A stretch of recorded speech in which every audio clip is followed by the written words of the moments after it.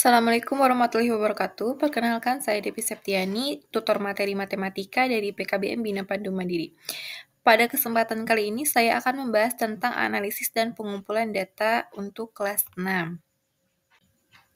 Analisis data adalah proses mengumpulkan, mengorganisir, dan menafsir informasi untuk mendapatkan pemahaman atau kesimpulan dari suatu data. Data yang akan dianalisis pada pertemuan kali ini yaitu data peserta didik dan data lingkungan sekitar. Contoh data yang bisa kita analisis pada data peserta didik diantaranya umur, jenis kelamin, hobi, nilai ujian, dan kehadiran. Analisis yang bisa kita lakukan pada data tersebut untuk mengetahui pola atau tren seperti nilai rata-rata, atau kehadiran tertinggi. Nah, untuk data lingkungan sekitar, kita bisa ambil mengenai jumlah pohon di lingkungan, kebersihan sekolah, atau keanekaragaman flora dan fauna di lingkungan sekitar. Analisis yang kita lakukan pada data tersebut untuk membantu membuat keputusan tentang pelestarian lingkungan. Cara pengumpulan datanya terdiri dari 4 cara. Yang pertama, survei menggunakan kuesioner atau formulir yang diisi oleh peserta didik atau orang tua.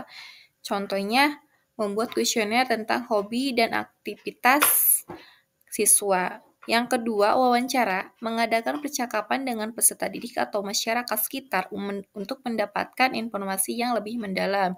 Contohnya, menanya orang tua tentang kebiasaan belajar anak. Yang ketiga, observasi, mengamati langsung lingkungan sekitar atau perilaku peserta didik. Contoh, mengamati kebersihan di sekitar sekolah. Yang keempat, dokumentasi, mengumpulkan data dari dokumen yang sudah ada seperti catatan nilai atau laporan kegiatan. Contohnya, melihat arsip nilai ujian untuk analisis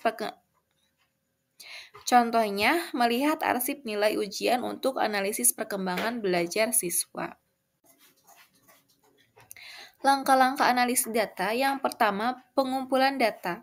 Tentukan jenis data yang akan dikumpulkan, kemudian pilih metode pengumpulan yang sesuai. Yang kedua, pengolahan data, mengorganisir data yang telah dikumpulkan menggunakan label atau grafik untuk memudahkan pemahaman. Yang ketiga, interpretasi data, menganalisis data untuk menemukan pola, tren, atau masalah. Kemudian menyusun kesimpulan berdasarkan data yang ada.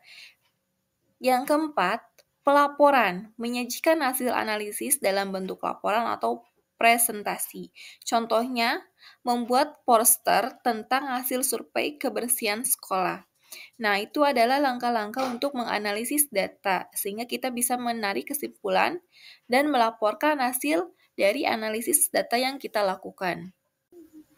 Dari materi ini, tentang analisis dan pengumpulan data, bisa kita tarik kesimpulan bahwa menganalisis data penting untuk memahami diri sendiri dan lingkungan.